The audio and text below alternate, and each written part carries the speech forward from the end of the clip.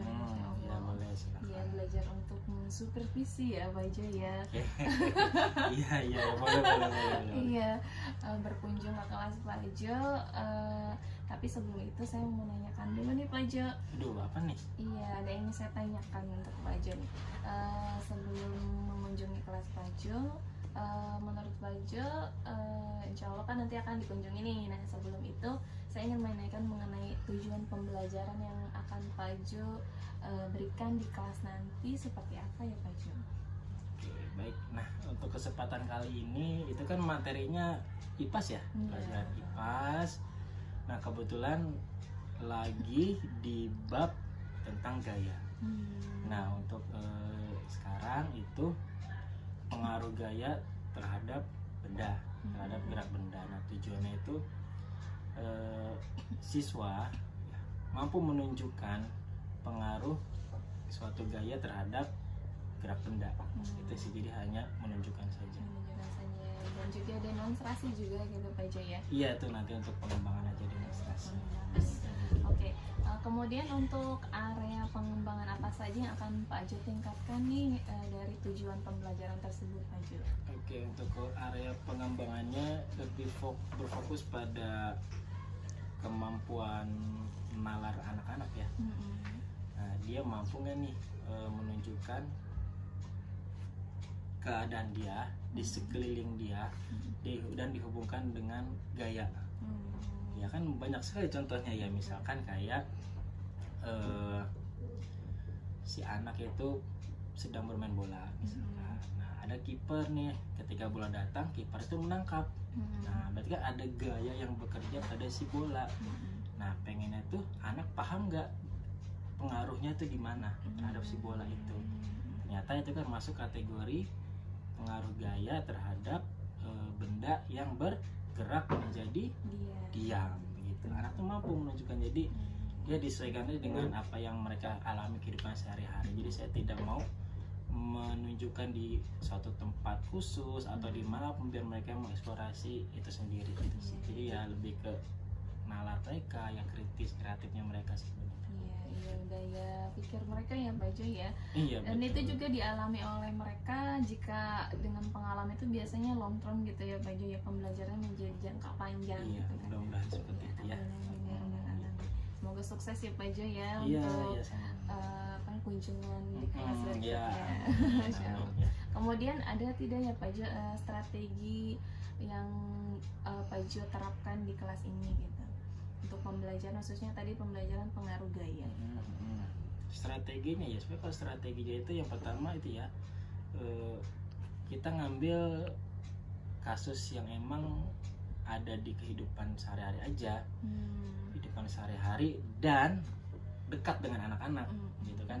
Sebab pengaruh gaya itu banyak kan, bahkan satu bumi itu merupakan gaya, tapi ya kita mau anak-anak itu mereka alami aja dulu sekitar mereka, yang pernah mereka saksikan ya, atau mereka alami secara langsung ya. Jadi jangan terlalu luas aja dulu ya.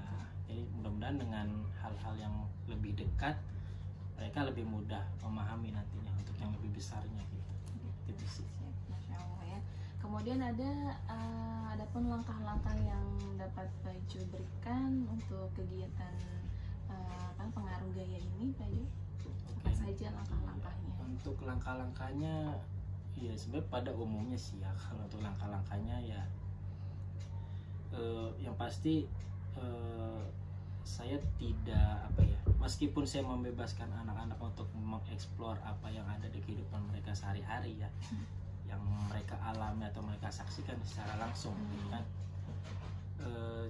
tetap diarahkan ya, ya mudah-mudahan tidak kemana-mana kan. Kita tahu kalau anak-anak tuh imajinasinya takutnya terlalu melebar. Nah itu nanti bisa mempersulit mereka untuk memahami konsep gaya ini ya gitu sih. Untuk langkah-langkahnya gitu, tetap memberikan mereka kebebasan tapi tidak dilepas juga oleh si guru itu ya, gitu sih. Gitu. Baik, terima kasih Pak Jo untuk hari ini. Alhamdulillah, berikut adalah wawancara praobservasi kita. Insya Allah kita akan kunjungan ke kelas juga. juga. Mudah-mudahan berjalan dengan lancar, sukses selalu untuk Pak Jo. Terima kasih banyak Pak Jo. Assalamualaikum warahmatullahi wabarakatuh. Bahkan di YouTube Kids aja, Bapak pernah lihat nih di YouTube Kids, dia memang animasi, tapi pakaiannya tuh begitu tuh, dalam bentuknya animasi. Oke, dalam perempuan, memang animasi, dan itu di YouTube Kids. Yang memang diperuntukkan untuk anak-anak. Ini udah nggak ada teman yang bisa mengamankan diri kita sendiri. Oke, baik. Nah itu ya sedikit gambar tentang tadi ya sex education. Nah, oke kita lanjut untuk kipas ini di pertemuan yang kedua di bab yang ini tentang gaya dan gerak. Nah kita review ya. Ingat, semakin banyak gaya semakin besar. Oke, semakin banyak gaya semakin besar. Ya. Semakin kita ingin bergaya dalam hidup, semakin banyak tekanan datang ke diri kita. Jadi rumus fisika sesuai dengan sesuai ya. Maka jadi orang jangan terlalu banyak gaya yang melebihi apa yang kita bisa ya. Mengeksplor boleh, tapi hanya untuk sekedar mengeksplor itu boleh. Nah selanjutnya, kemarin kan gaya itu ada berapa tuh? Gaya apa saja?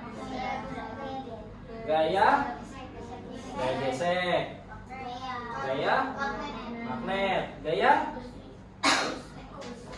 besi, gaya apa? Gaya otot, gaya apa lagi?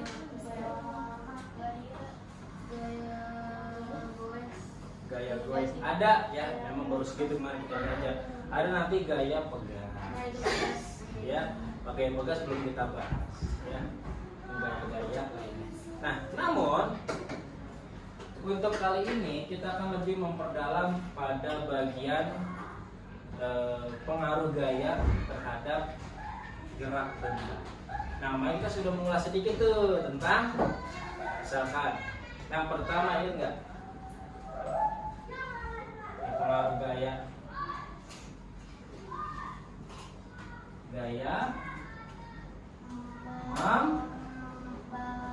mempengaruhi atau yang mempengaruhi deh, kita lebih permudah aja. Gaya membuat benda gerak menjadi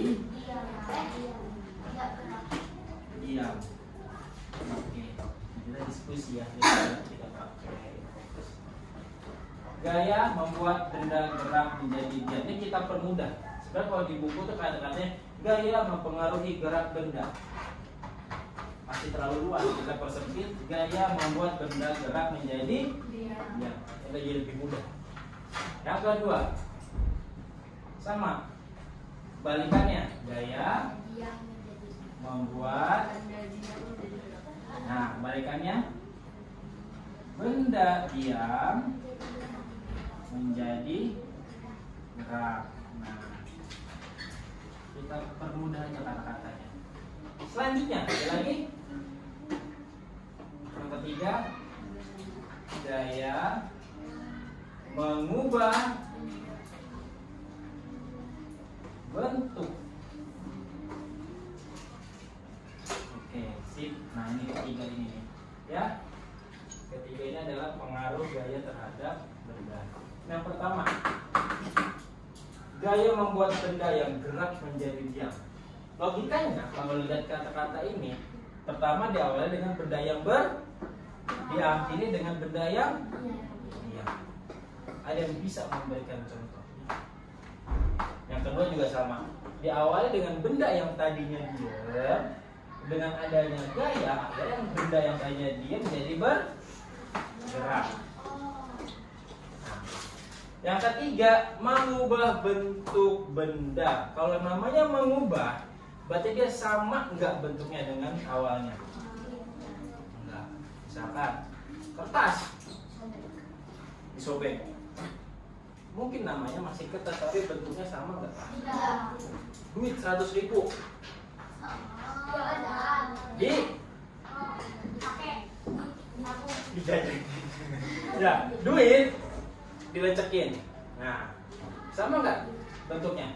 Tandanya lembar bagus ya, baru keluar dari ATM ya. Terus karena kita lagi kesel, akhirnya duit 100.000 itu kita lecek-lecek nih, kitanya apin marah-marah nih. Mama ya, ayo lecek tuh. Namanya sama nggak? Sama duit, tapi bentuknya sama atau tidak? Berbeda. Oke, baik. Nah, selanjutnya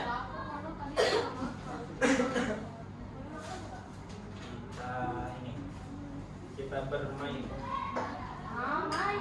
Kita bermain. Bermain ya, bermain.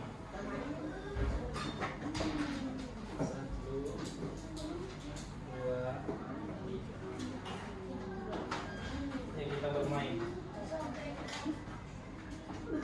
Pas kita kemarin dengan matematika ya. Nah, di sini ada 3 nomor. Nomor 1, nomor 2, dan nomor siapa yang menang?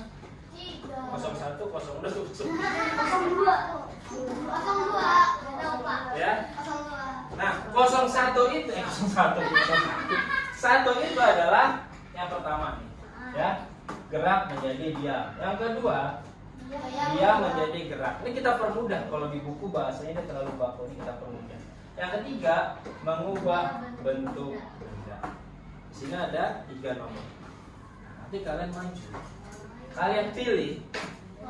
Misalkan Aina maju dapat nomor 3. 3 itu gajah. Nih, mengubah bentuk benda. Nah, selanjutnya Aina mencontohkan dengan gerakan pantomim ya. Boleh misalkan ngapain gitu ya, yang mencirikan nomor 3. Nanti ya, habis itu misalkan Raja maju dapat nomor 4. Duduk lagi berarti dia. Enggak pengennya. Ya, hanya ada 3 nomor. Jadi kan masing-masing maju atau nanti sampel saja perwakilan. Ini kan ada berapa nih? 1, 2, 3, 4, 5, 6, 7, 8, 9, 10, 11, 12, 13, 14, 15. Nah, ada 15, tak sampel aja 15 nya maju. Semua dibuat ya. Nah, yang dapat itu harus memperagakan atau mencontohkan dari ketiga. Kata kuncinya mudah sekali. Yang tadi gerak jadi diam, yang diam jadi gerak, yang ini bentuknya berubah jadi tak lagi sama. Mau duluan? Mau duluan nggak Im? Boleh. Sini maju.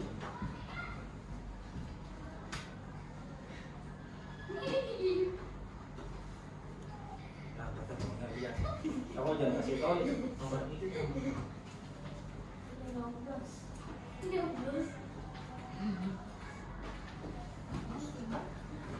Nomor berapa Im? Nomor berapa ini? Nomor berapa ini? Begini, nomor 3. Apa nomor 3 Im? Gaya mengubah bentuk benda. Kita lihat apakah Fahim. Nanti kalian tinggal bilang ya, benar atau apakah yang diperagakan oleh Fahim benar atau silakan mulai. 1 gerakan aja. Itu gerakan 1 cerita. Boleh benda, boleh pura-pura, boleh seakan-akan.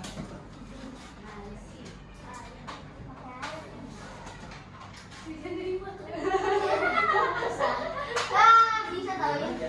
Biar dia mengeksplor apa yang ada. Enak kalau paham duluan gitu tuh. Nah, benar atau salah? Benar atau salah? Benar atau salah? Ada yang berubah nggak? Ada. Semula kayak gimana Im? Semua Ketika Im beri gaya, gaya.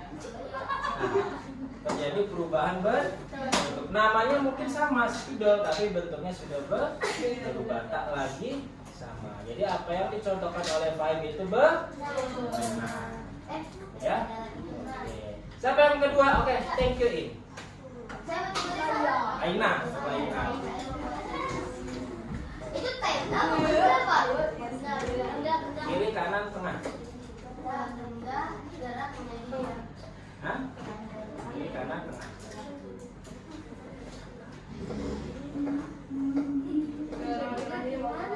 Nomor 3 juga.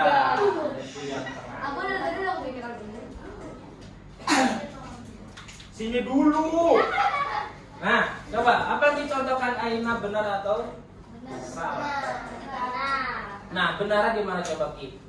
Ya, awalnya kan tadi gini kan, ya kan? Nah, Awalnya gini tuh. oh, begitu bentuknya. Tapi sekarang udah letak, jadi bulat. Aina meremas-remas, mungkin kan dia lagi kesel ya sama kelas tetangga. Mungkin dia kesel sama kelas tetangga ya. Kelas tetangga. Akhirnya dia kesel nih, dia meremas-remas kertas yang ada di tangannya. Tapi ini konsepnya bener nggak? Bener ya? Nah, karena bentuknya berubah. Oke, kita jangan kesel kan? Karena kemarin jadi kesel mulu nih. Kemarin di. Oke. Kaira. Kaira. Ya. Atas, tengah, bawah. Atas, tengah, bawah. Atas, tengah, bawah. Tengah. Ya, kurang kuat sih, tapi tuh ini mulu. Nih, nomor 3 lagi. Oke. Sambil cerita dong.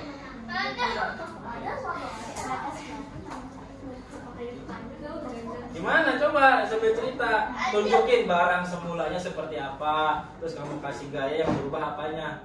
Oh, yang muncul Apa tuh? Hah? Benar? benar. Secara sederhana konsepnya benar. Ada yang berubah?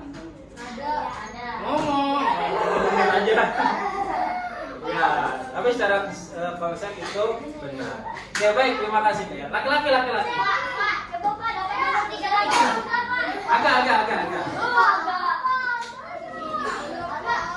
Agak atas, tengah, bawah. Hah? Keluarin 3 lagi. Ulang. 3 simpan. Kiri atau kanan? Nanti dia atas. Kiri atau kanan? Tengah. Hah? Kiri. Kiri siapa? Kanan kiri. Ibe dong. Ini. Nomor 1. Nomor 3 di sini. Nomor 1 itu kata kuncinya dia gerak. Terus dia gerak terus diem. Ya, contohnya nih. Ada mobil, agak nahan mobil gerak. Kayak ini superhero. Itu contohnya saja. Ya, bermula benda yang bergerak menjadi diam. Ya kalau iso. Gua pakai kaki. Ada contoh lain nggak? Ada kamu lagi Ada contoh lain nggak? ya. Contoh lain. Kamu membuat benda yang bergerak menjadi diam. Explore aja, bebas. Tadi sih benar, cuma ada nggak contoh lain? Iya. Itu ada 2 kejadian nanti, Oh, melempar dan menangkap. apa ya? Ada seseorang lemparin aja. Lemparin naga. Ayo. Gak berhasil, masih bergerak. Masih bergerak.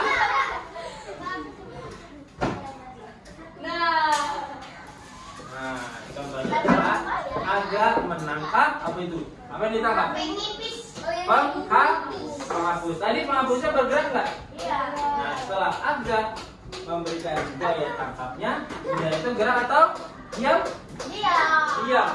Benda itu tidak lagi bergerak, dia terdiam. Oke. Mau coba, Aga Pak? benar. Coba. Siapa lagi? Pak. Nah, nomor 3 ikutan lagi. Iki, balik Iki.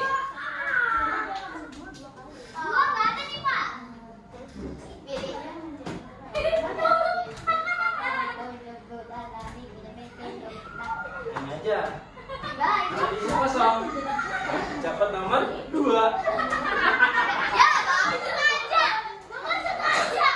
Nomor 2. Nomor 2 belum ada. Nih. Benda yang semula diam, dia bergerak karena dikasih gaya oleh Iki. Contohnya. Ini gampang banget ini. Nah, contohnya Iki mendorong kursi. Oke. Saya kasih. Oke, benar ya?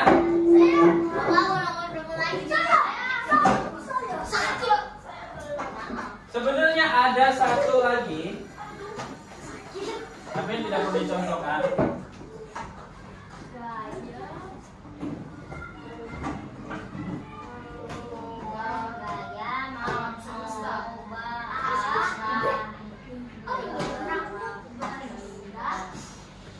Mengubah arah gerak benda. Ada satu lagi.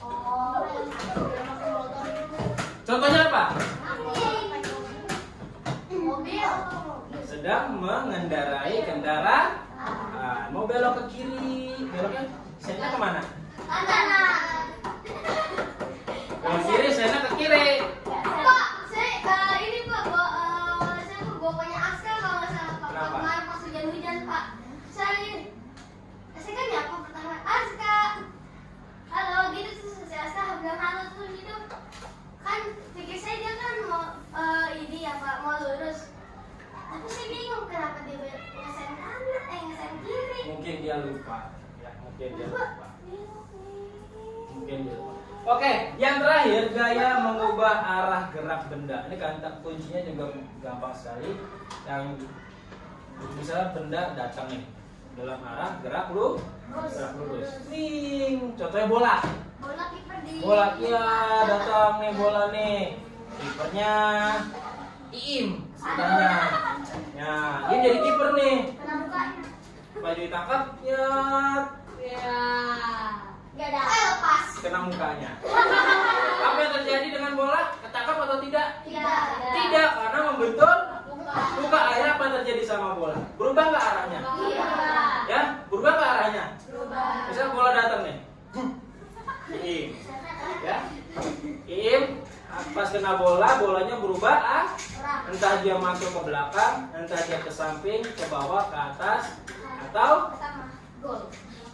Gol. atau terus ke dalam.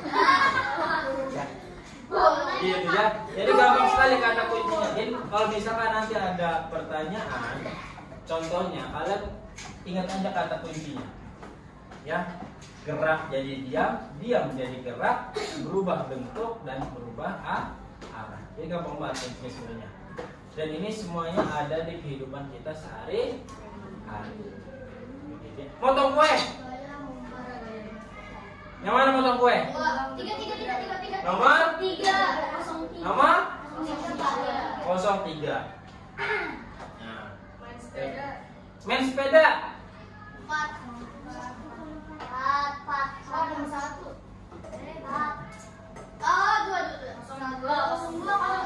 Mendorong mobil yang mogok. 02. Ya. Ipin naik sepeda nabrak tiang. 01. Ya kan? Nah. Agak lari ke bodi sama Iki. Yang mana? Agak lari nih ke bodi sama Iki. Nomor? Akhirnya si agak mental. Nomor 4 ya karena ke tabrak. Agak kalah. Gitu. Jadi mudah sekali ya kalau kita paham kata kuncinya. Nah, nanti minggu depan tuh akan kita lanjutkan tentang gaya pegas. Gaya pegas nanti kita akan membuat siswa menggunakan pegas. Contoh pegas itu apa? Pegas itu identik dengan elastis, terus dapat kembali ke bentuk semula. Seperti karet. Betul sekali, seperti karet. Nah, kita nanti akan bermain dengan karet. Ya. Selanjutnya contoh lain gaya pegas. Di sini ada yang ikut archery. Nah, archery itu salah satu contoh pemanfaatan gaya pegas. Di mana gaya pegasnya? Di busurnya, di tali busurnya, atau pada si anak panah. Di mana tuh gaya pegasnya bekerja? Di tali busurnya itu gaya pegasnya bekerja. Nah, selanjutnya mobil atau kendaraan ketika melewati jalanan jelek, Pernya akan gimana itu gaya pegasnya? Di pada bagian shock ya, atau per pada roda. Nah, itu juga sama tuh pegas tuh. Ya kalau nggak ada gaya pegas, kita lagi naik motor nggak ada gaya pegas, ya ada lubang. Ya, itulah kerjaan orang fisika. Nah, kalau nggak ada fisika, hidup susah nih. Benar. Kalau nggak ada orang fisika, kita nggak tahu nih keliling bumi. Nggak ada orang fisika, kita nggak tahu nih dalam 1 tahun berapa hari. Kalau nggak ada orang fisika, kita nggak tahu 1 hari berapa jam.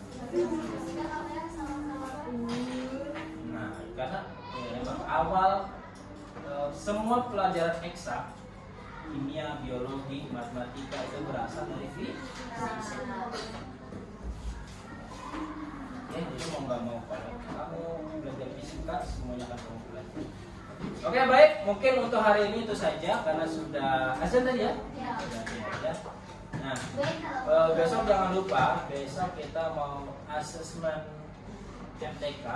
Pakai data yang mana? Pakai data yang kemarin kalian ke kelas-kelas ya, yang sudah kalian ikut. Pakai data yang itu. Masih ingat datanya?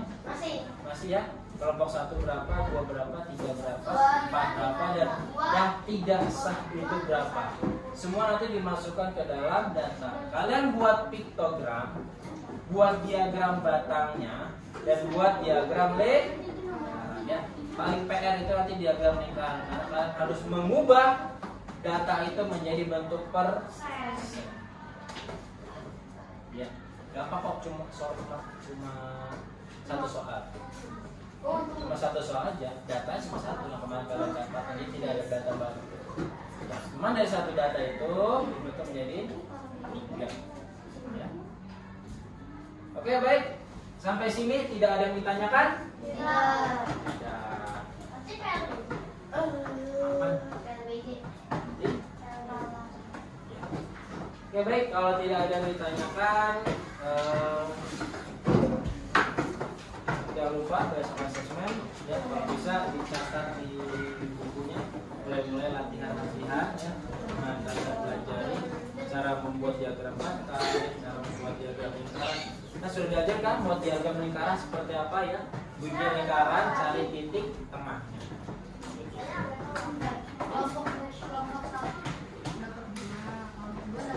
Kelompok dapat 21 kemarin ya. 9. Yang tidak sah di 3. Yang tidak sah dia ada 5 data yang harus kalian olah.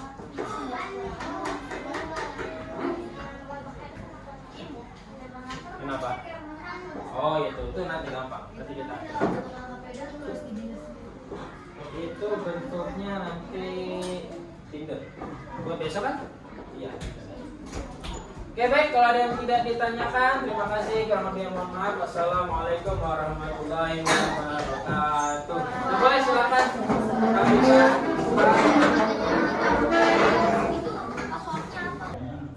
Baik, bismillahirrahmanirrahim. Assalamualaikum warahmatullahi wabarakatuh.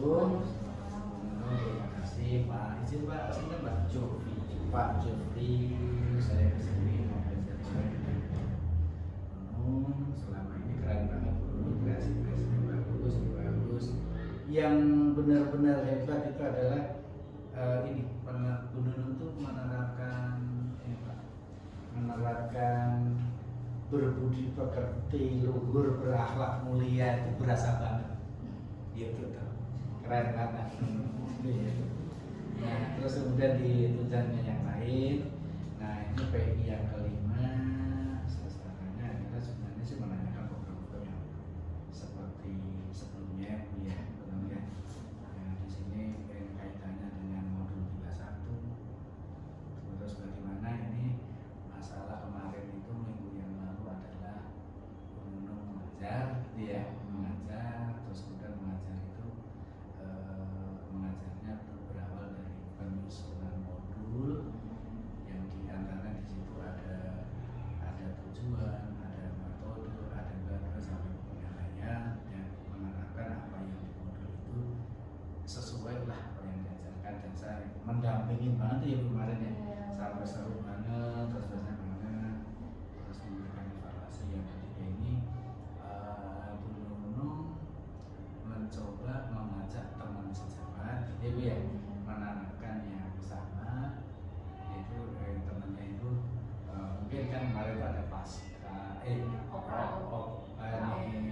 pra-observasi, terus lihat pelaksanaan, terus kemudian baru observasi. Nah ini coba itu mengajak nih salah satu bukti ini kan mengajak teman sejawat untuk ini. Tapi izin Pak ya bukan berarti untuk apa Pak namanya Pak? Bukan uji coba atau enggak gitu loh. Itu tapi itu dalam rangka sharing. Jadi tujuan utama dari observasi ini nanti akan saya sampaikan, kemudian itu biar hanya inilah Bu Nunung dengan Pak Jofri itu ini kan kemarin sudah melaksanakan pembelajarannya biar sudah melihat modul ngajarnya kayak apa, terus sudah konfirmasi ikut belajar bareng lah di kelas itu. Nah itu coba melihat ininya gimana tuh cara mengobservernya gitu ya.